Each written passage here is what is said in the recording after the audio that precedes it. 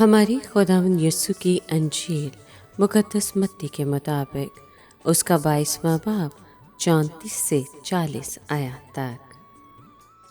اس وقت جب فریسیوں نے سنا کہ یسوع نے صدوقیوں کا منہ بند کر دیا تو وہ جمع ہو گئے، اور ان میں سے ایک عالم فقہ نے آزمانے کے لیے یسوع سے پوچھا کہ اے استاد، شریعت میں بڑا حکم کون سا ہے؟ یسوع نے اس سے کہا کہ تو خداوند اپنے خدا کو اپنے سارے دل اور اپنی ساری جان اور اپنی ساری عقل سے پیار کر۔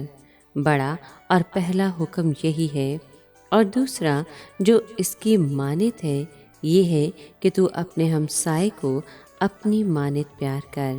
انہی دو حکموں پر تمام تورات اور صحائف انبیاء کا مدار ہے۔ پاک کلام کے پڑھے اور سنے جانے پر خداوند کی برکت ہو، خدا کا شکر ہو۔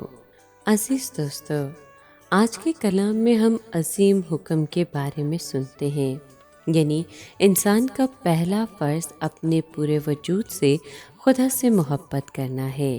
بیان کیا گیا ہے کہ دل جذبات کی اور جان ارادے کی اور عقل ذہانت کی اور طاقت جسمانی فطرت کی نمائندگی کرتی ہے۔ یسوع نے یہ بھی کہا کہ انسان کی دوسری ذمہ داری یہ ہے کہ اپنے پڑوسی سے اپنے برابر محبت رکھے۔ خدا اور انسان کے ساتھ محبت پورے مذہب کا احاطہ کرتی ہے، اور موسیٰ، نبیوں، ہمارے نجات دہندہ اور رسولوں کا مقصد یہی محبت پیدا کرنا تھا۔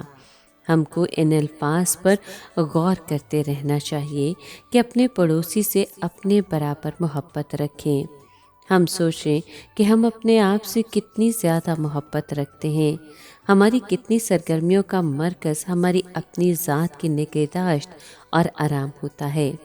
پھر ہم یہ تصور کریں کہ اگر ہم یہی محبت اپنے پڑوسی پر نچھاور کریں تو حالات کیسے ہوں گے؟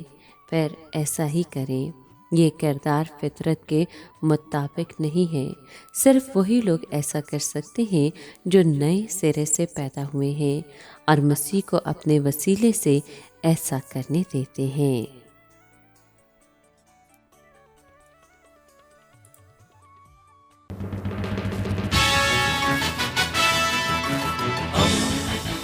دوستی کا پیمبر، ریڈیو ویریتاس ایشیا۔